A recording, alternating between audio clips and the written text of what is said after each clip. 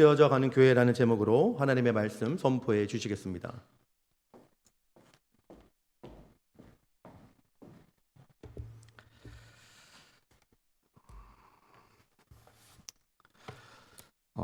잠시 기도하고 말씀 전하도록 하겠습니다. 사랑과 은혜가 풍성하신 하나님 아버지, 거룩하고 복된 주일, 주의 백성들을 건강하게 또 주님 사랑하는 마음으로 주의 전에 모이게 하심을 감사합니다. 하나님, 이 시간 오직 주님을 바라보고 주님을 의지하며 말씀을 듣고 그 말씀을 살아낼 수 있도록 주님 이 시간 함께하여 주옵소서. 감사드리며 예수님의 이름으로 기도합나이다. 아멘. 여러분, 전 세계가 가장 크게 열광하는 스포츠 중에 하나가 월드컵입니다. 내년에는 이 월드컵이 미국에서 또 열린다고 하죠. 또 필라델피아와 뉴저지에서 경기가 열린다고 하는 소식을 들었습니다. 축구를 보면요, 분명한 게 있습니다. 축구는 철저하게 팀 스포츠예요. 손흥민 선수처럼 아주 뛰어난 선수가 있다 할지라도 혼자서는 절대 이길 수가 없는 것입니다. 뛰어난 선수도 반드시 팀의 일원이 되어야 하고, 팀을 위해서 뛰어야 하고, 또 팀을 위해서 희생을 해야 하는 것이죠. 그래서 이런 유명한 말이 있습니다. 팀보다 위대한 선수는 없다. 저는 신앙도 마찬가지다라고 생각을 합니다. 구원은요, 철저히 개인적인 사건이에요. 아무리 사랑하는 부모가 또 사랑하는 배우자가 있어도 구원을 절대 대신해서 받아줄 수가 없는 것이죠. 근데 참 신기한 건 구원을 받는 순간 우리는 교회라는 공동체로 들어가게 됩니다. 그래서 신앙은 개인전이 아니라 함께 뛰는 팀 경기와 비슷한 거죠. 서로를 위해 뛰고 또 서로를 위해 헌신해야 합니다. 성경은 이러한 공동체의 본질을 연합이다 이렇게 이야기를 해요. 창세기 1장에서 하나님께서 사람을 창조하실 때에 아담과 하와를 너희들은 둘이다 이렇게 말씀하지 않고 뭐라고 하셨죠? 하나다라고 말씀하셨습니다. 그런데 죄가 들어오면서 어떤 일이 일어났습니까? 하나님께서 만들어주신 그 연합이 깨지고 분리되기 시작합니다. 그래서 죄의 본질은 분리이고 선의 본질은 연합인 것이에요. 이렇게 하나님으로부터 분리되고 깨어진 존재가 다시 연합할 수 있는 그런 사건이 있었습니다. 예수님의 십자가 사건이에요. 예수님께서 십자가에 달려 돌아가심으로 인하여 깨어지고 분리된 그 존재가 다시 연합할 수 있는 그 길을 예수님께서 열어주신 거죠. 그래서 우리가 예수님을 믿게 되면 하나님과 연합을 할 수 있게 되고 또 교회 안에서 서로가 연결되어 함께 지어져 가게 됩니다. 오늘을 포함해서 앞으로 9주 동안 교회 다시 세워질 때라는 이 제목을 가지고요, 시리즈 설교를 좀 하려고 합니다. 한번 좀 따라해 보실까요? 교회 다시 세워질 때. 에베소서 2장 20절부터 22절의 말씀은 교회의 본질이 무엇인지, 또 그리고 앞으로 우리 모두가 함께 만들어갈 그 교회의 방향이 무엇인지를 분명하게 보여주는 말씀인데요. 사도 바울이 이렇게 말했어요. 그리스도 예수께서 친히 모퉁이 돌이 되셨느니라. 여러분, 모퉁이 돌은 건물을 세울 때 가장 중요하게 여기는 돌입니다. 건물의 모든 각도를 결정을 하고 전체 구조를 지탱하는 기준점이 되는 돌이 모퉁이 돌이라고 그래요. 만약 이 모퉁이 돌이 삐뚤어져 있다면 어떻게 될까요? 그 위에 세워지는 건물, 벽들 다 흔들리게 될 것입니다. 부실공사되는 거죠. 근데 사도 바울은 교회의 기준과 중심이 어떤 사람이나 프로그램에 있는 것이 아니라 예수 그리스도임을 지금 선포하고 있는 것이에요. 그렇다면 교회가 이 모퉁이 돌 위에 함께 지어져 가기 위해서는 어떤 것들을 먼저 좀 점검하면 좋을까요? 본문이 세 가지 방향을 우리에게 보여주는데, 첫 번째는 교회의 기준은 하나님의 말씀입니다. 교회의 기준은 하나님의 말씀인 것이에요. 우리 에베소서 2장 20절 앞부분을 다시 한번 보겠습니다. 너희는 사도들과 선지자들의 터 위에 세우심을 입은 자라. 이 본문에 나오는 선지자가 누구냐라는 여러 가지 해석들이 있지만 많은 학자들이 지지하는 견해는 성경 교사다라고 말을 합니다. 그러니까 하나님께서 선택을 하셔서 사도들도 만나게 하시고 하나님의 말씀을 가르치는 성경 교사들을 만나게 하심으로 이제 세워졌다라는 거예요. 그리고 그로부터 계속 하나님의 사람들, 말씀을 전하는 자들을 통해서 교회는 그렇게 세워지고 있는 것이죠. 너무나 당연한 말이지만 교회는 하나님의 말씀 위에 세워져야 한다는 분명한 기준을 지금 사도 바울은 말하고 있는 것입니다. 근데 오늘날 많은 교회들이요, 이 기준을 놓치고 살아가는 것 같습니다. 내가 좋아하는 방식들이 있어요. 내가 원하는 기준들이 있습니다. 목회자도 예외가 아닌 것 같습니다. 결국 신앙의 출발점이 하나님이 아니라 내가 되어 버리는 것, 이것을 말하는 거죠. 근데 사도 바울이 오늘 뭐랍니까? 우리가 스스로 세워진 존재가 아니라고 그래요. 우리는 세우심을 입은 존재다, 이렇게 말을 합니다. 사실 신앙의 기준이 하나님에게서 나에게로 바뀐 것은 어제 오늘의 일은 아닙니다. 대표적인 예가 사사기 시대죠. 성경은 사사기 시대를 이렇게 정리합니다. 각자의 소견에 옳은 대로 행하였더라. 그러니까 10명이 그 안에 있으면 뭐예요? 그 안에 기준도 10개가 있었다는 거죠. 그래서 하나님은 이방 나라들을 사용을 하셔서 이스라엘을 괴롭게 했습니다. 하나님이 그토록 사랑하는 이스라엘을 왜 괴롭게 하신 걸까요? 사실 이유는 아주 간단해요. 여러분, 가나안 땅은요, 이스라엘이 전쟁하고 스스로 얻은 땅처럼 보이지만 하나님께서 약속으로 주신 땅 아닙니까? 그래서 신명기 5장 1절에 이렇게 말을 합니다. 모세가 온 이스라엘을 불러 그들에게 이르되 이스라엘아, 오늘 내가 너희의 귀에 말하는 규례와 법도를 듣고 그것을 배우며 지켜 행하라. 하나님께서 주신 땅이기 때문에 하나님의 규례, 하나님의 법도를 따라 살아야만 했던 것이에요. 그런데 불과 우리가 잘 아는 것처럼 몇 세대가 지나지 않자 어떻게 됐습니까? 이스라엘의 다음 세대가 다른 세대가 되어버렸어요. 하나님의 기준을 버리고 자기 기준으로 가지고 살았다는 것입니다. 여러분, 매우 놀라운 것은요, 하나님의 기준을 버리고 나의 기준을 가지고 살았던 그 이스라엘이 매 안식일마다 빠지지 않고 그 안식일을 지킵니다. 제사를 지켜요. 영적으로 타락을 했다면 예배도 안 드릴 것 같고 성전에도 안 올라갈 것 같은데, 신기하게도 타락한 백성들이 신앙의 울타리를 벗어나지 않는다는 거죠. 어쩌면 우리 눈에는요, 이스라엘 백성들이 신앙생활 나름 잘하고 있는 거 아닌가, 이런 생각을 할 수도 있을 것 같습니다. 안식일도 빠지지 않고 제사도 잘 드렸잖아요. 신앙의 울타리 안에 있었다는 것, 적어도 그 안에 있었으니까 이거 신앙생활 그래도 하는 거 아닌가, 이렇게 우리는 생각할 수 있는데, 하나님께서 그 이스라엘 백성들에게 뭐라고 말합니까? 그들이 타락했다, 이렇게 선언해요. 그거 신앙 아니라는 거예요. 왜 그렇습니까? 하나님이 세운 기준을 잃어버렸기 때문입니다. 아무리 그럴듯하게 우리가 예배를 하고 우리 스스로를 잘 포장을 해도 기준에서 벗어나면 하나님은 그걸 예배로 받지 않으시고 신앙이라고 부르지 않는다 하는 것이죠. 제가 전도사 때 캘리포니아에 있는 교회에서 첫 주일을 섬겼던 날입니다. 제가 그날을 잊지 못하는데, 예배를 마치고 한 성도님이 저에게 찾아오셔서, 전도사님, 우리 교회는 박수 치면서 찬양 안 합니다, 이렇게 말씀하셨어요. 다음 주부터 박수 치지 말라는 거예요. 근데 속으로 그래서 박수를 안 쳤구나.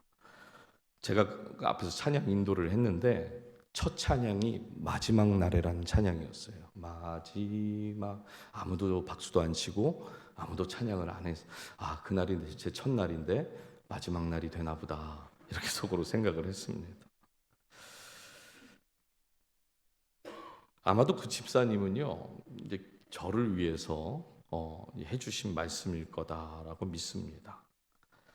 그 교회가 가지고 있는 찬양에 대한 기준이 박수를 치지 않는 거였어요. 나중에 어떻게 됐을까요? 제가 그 교회에서 2년을 섬겼는데 모두 박수치고 또 뜨겁게 찬양하고 또 예배하게 되었습니다.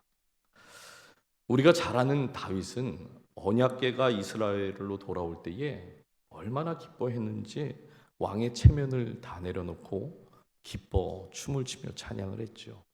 성경은 그 왕의 바지가 흘러내릴 정도로 기뻐하며 춤을 췄다라고 말합니다. 왕의 체면과 왕의 기준을 보면 왕이 그러면 안 되는 거잖아요. 반대로 다윗의 아내였던 미갈은요, 다윗의 그런 모습을 보고 뭐라고 했지요? 업신여기고 책망을 합니다.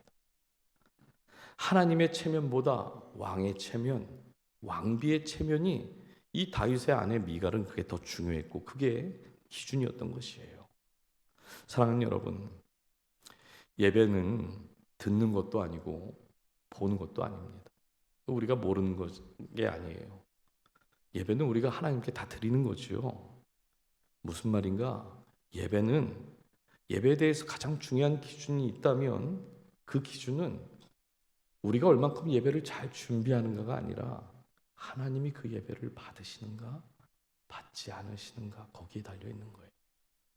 제가 이 부분에 대해서 몇 주 후에 좀 더 나누도록 할 텐데요. 교회가 함께 지어져 가기 위해서 가장 먼저 회복해야 할 것이 무엇인가? 바로 이 기준입니다. 교회가 말씀 위에 바로 서는 것, 하나님의 기쁨을 기준으로 삼는 것, 그것이 우리 교회가 나아가야 할 첫걸음인 줄 믿습니다. 두 번째, 성도는 벽돌이 아니라 건물입니다 라고 하는 것이에요. 21절 한번 보실까요? 그의 안에서 건물마다 서로 연결하여 주 안에서 성전이 되어가고, 이 보통 건축에서는요, 모퉁이 돌을 위에다가 벽돌을 차곡차곡 이제 쌓아서 건물을 세운다고 합니다. 근데 사도 바울이 지금 뭐라고 그래요? 성도들이 이미 다 연결이 되어서 주 안에서 성전이 되었다 이렇게 말을 해요. 즉 성도가 아무런 기능이 없는 그런 벽돌이 아니라 이미 하나님의 임재를 경험하고 있는 건물이 되었다라고 말하는 거예요. 이 부분에서 우리가 주목할 말씀이 하나 있는데 고린도전서 3장 16절 말씀입니다. 너희는 너희가 하나님의 성전인 것과 하나님의 성령이 너희 안에 계시는 것을 알지 못하느냐. 여러분, 유대인들에게 있어서 성전은 딱 하나밖에 없었어요. 예루살렘 성전. 하나님의 임재를 경험하려면 그 예루살렘 성전으로 가야만 했습니다. 그런데 사도 바울이요, 지금 이걸 완전히 뒤집어 엎은 거예요.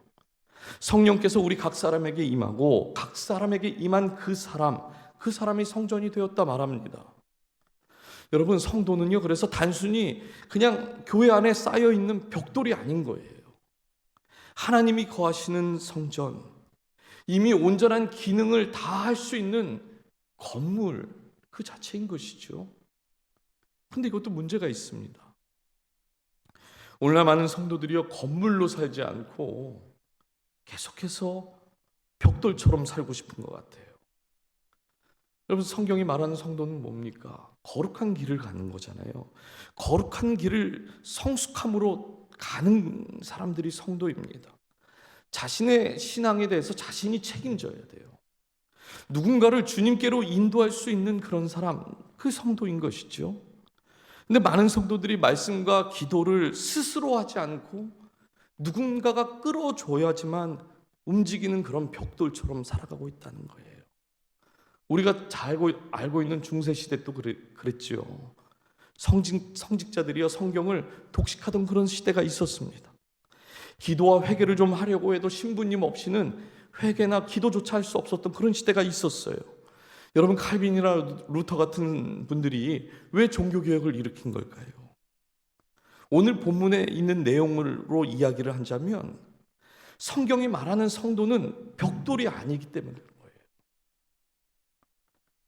종교 지도자들이 가장 많이 했던 고백이 있죠. 만인 제사장이란 말 들어보셨을 겁니다. 누구나 하나님의 말씀을 가지고 하나님 앞에 다 나아갈 수 있는 거예요. 그래서 종교개혁을 통해서 교회는, 또 교회 성도는 그때부터 성경을 많이 읽기 시작했습니다. 그런데 이 종교개혁이 지난 500년이 지난 이 시점에서 다시 한번 교회들을 바라보면 성경을 다시 교회에 돌려주려고 하는 것 같아요. 교회 갈 땐 여보, 내 성경책 어디 있는지 봤어? 차에 두셨잖아요. 혹시 그러고 계시지 않습니까? 제가 이사하고 나서 제 성경책을 아직도 못 찾았습니다. 박스에 넣어놨는데. 지난주 이사를 잘 왔습니다.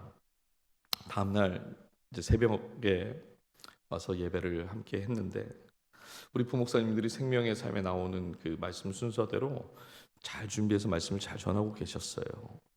많이들 오시지는 않았지만 정말 한 말씀도 놓치지 않으려고 하는 그 모습이 참 감동이었습니다. 하나님 나라를 위해서, 또 교회를 위해서, 환우들을 위해서, 또 개인이 가지고 있는 그 기도 제목들을 가지고 간절히 기도하는 모습을 보면서 참 감사한 마음을 하나님께서 저에게 주셨어요. 그런 겁니다. 여러분, 성도는 벽돌처럼 가만히 있는 사람이 아니라 말씀과 기도로 하나님을 날마다 만나는 건물이 되어야 하는 것이에요.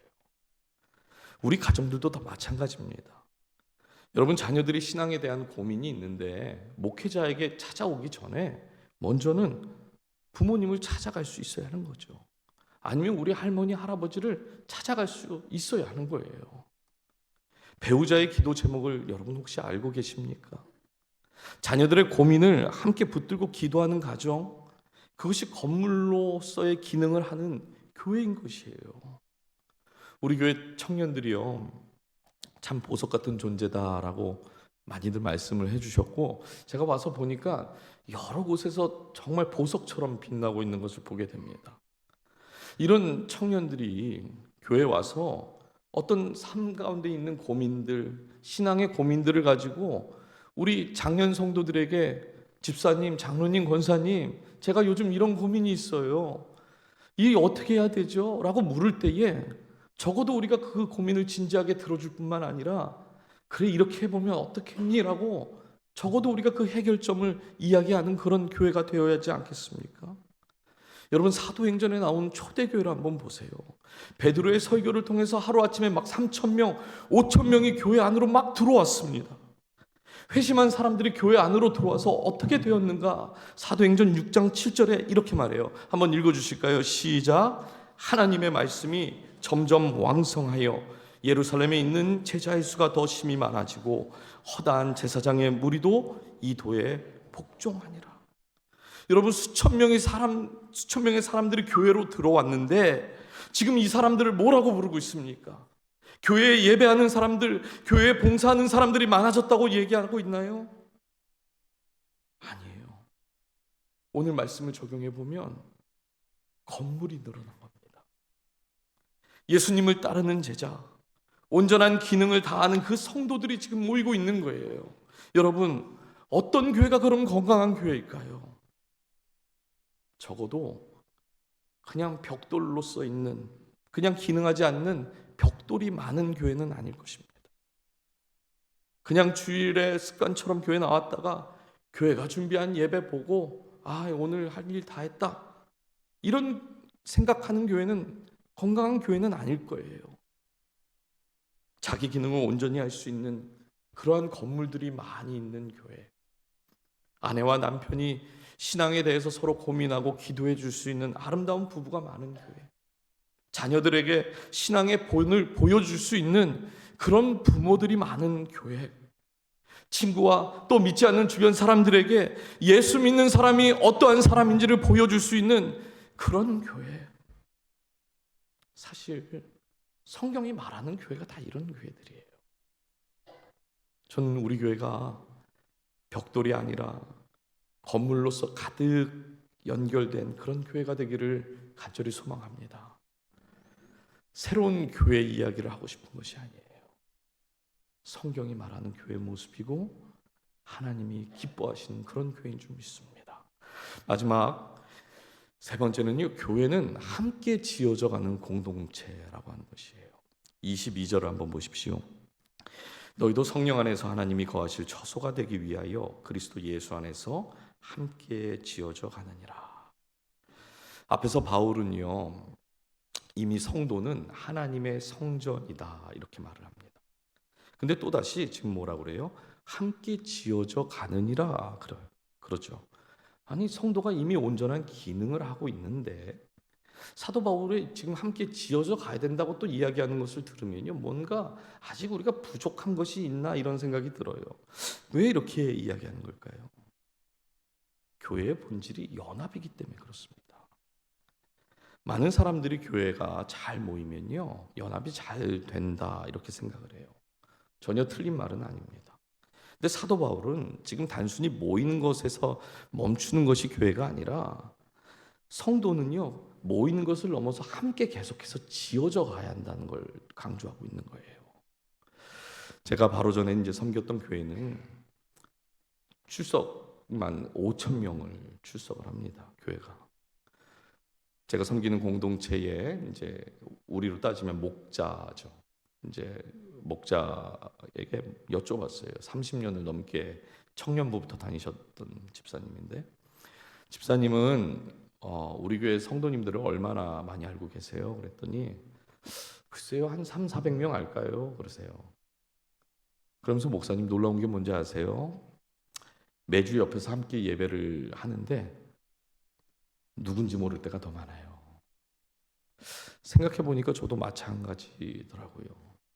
저는 앞에서 늘 찬양을 인도했기 때문에 성도님들이 저를 다 압니다. 마켓가도 다 알고, 우리 교회가 아니어도 방송에 나왔다고 알고. 근데 저도 예배를 마치고 우리 교인들을 보면 한 3분의 1 정도는 저분이 처음 오셨나 이렇게 보일 때가 종종 있었습니다.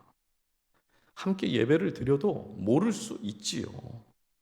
아마 우리 교회는 지금 저희 가정 빼고는 서로를 다 잘 알고 계실 텐데, 신앙생활을 하고 함께 예배하면서 옆 사람이 누군지 모른다면 이게 뭔가 좀 이상한 거 아닙니까? 어떤 분들이 신앙생활하면서 이런 이야기들을 하세요. 목사님, 저는 사람 절대 보지 않고 하나님만 바라보고 신앙생활합니다 그래요. 전혀 틀린 말 아니죠. 그런데 하나님만 보고 신앙생활할 수 있는 것이 그냥 가능하다면 왜 우리를 교회 공동체로 모이게 하셨을까요? 구원받고 온전한 기능을 이미 하고 있는 건물이잖아요. 그러면 이제는 그 하나님만 바라보고 그 하나님 앞에서 온전히 그냥 신앙생활하는 거 가능한 것 아닌가 이렇게 생각할 수 있을 것 같은데, 구원받고 나니까 우리를 교회로 불러오셔서 세상에서는 만날 것 같지도 않는 그런 사람들 잔뜩 모아놓으셨어요. 제가 질문 하나 드리도록 하겠습니다. 교회에 나랑 잘 맞는 사람이 많습니까? 나랑 잘 맞지 않는 사람들이 많습니까? 와, 우리 교회는 다른가 보네요. 네. 대부분 놀라운 건 맞지 않는 사람들이 더 많아요. 왜 하나님은 나랑 잘 맞지도 않는 그 사람들을 형제, 자매로 교회로 만나게 하셨을까? 나랑 잘 맞지 않아도 우리는 하나님을 아버지라 부르는 사람들입니다. 그 하나님을 아버지라 부르는 사람들이 함께 모여서 연합을 이루는 것이 교회라는 거예요. 교회가 진짜 교회, 연합 함께 지어져가는 그런 모습이 될 때에 세상 사람들이요, 그때야 비로소 우리를 주목하기 시작합니다. 내가 저분 아는데 직장에서 어려움이 있다고 하던데, 요즘 사업이 굉장히 힘들다던데, 건강이 되게 아주 힘들고 안 좋다던데. 여러분, 세상 사람들은 그런 이야기 듣고 그런 일들 당하면 어떡할까? 낙심하고 포기하고 절망하겠죠. 그런데 그런 일들이 가득한데도 포기하지 않고 절망하지 않고 하나님 살아계시다고 얘기하고 그들의 삶이 직접 변화되는 것들을 바라보니까 저 아무개 장로님, 저 아무개 집사님, 저 아무개 권사님이 저런 아버지 고난 속에서도 그 고난을 뚫고 일어서는 걸 보니까 나도 저기에 가면 나도 내 삶도 내 고난도 바뀔 수 있는 가능성이 있겠구나. 그렇게 주목한다는 거예요. 바울이 앞에서 이렇게 말했습니다. 우리를 하나님께서 선택하실 때에 사도와 선지자들을 통해 세워지고 그리스도라는 모퉁이 돌에 올려놓으셨다. 이렇게 세워진 우리는 온전한 기능을 한다, 이렇게 말씀드렸어요. 그런데 이 온전한 기능을 하는 게 우리 스스로 가능한 것일까요? 그렇지 않다는 거예요. 하나님께서 선택하셨습니다. 사도와 선지자들, 하나님의 말씀을 전하는 그 성경 교사들이 있었기 때문에, 그 역할을 제대로 했기 때문에, 그래서 기능을 온전히 할 수 있는 것이죠. 에베소서 4장 11절과 12절에 이런 말씀이 있습니다. 그가 어떤 사람은 사도로, 어떤 사람은 선지자로, 어떤 사람은 복음 전하는 자로, 어떤 사람은 목사와 교사로 삼으셨으니 이는 성도를 온전하게 하여 봉사에 일을 하게 하며 그리스도의 몸을 세우려 하심이라. 하나님께서 우리를 그냥 혼자 신앙생활하도록 두신 것이 아니라 사도와 선지자들, 목사와 교사를 통해서 우리 교회도 그렇게 세워지고 있는 것이죠. 그렇다면 이제는 우리도 누군가를 좀 세워야 하지 않겠습니까? 그러면 우리가 일어서야죠. 저와 여러분이 정말 말씀과 기도로 세워진 존재라고 우리가 믿는다면 옆에 성도를 이제 내가 세워줄 수 있는 그런 온전한 건물이 되시길 바랍니다. 내 자녀뿐만 아니라요, 다른 자녀들도 일으켜 세우시는 그런 성전이 되시기를 주님의 이름으로 축복합니다. 이것이 그리스도의 몸을 세우는 일이고 함께 지어져가는 모습이고 성도가 가져야 할 책임인 것이에요. 지난 주일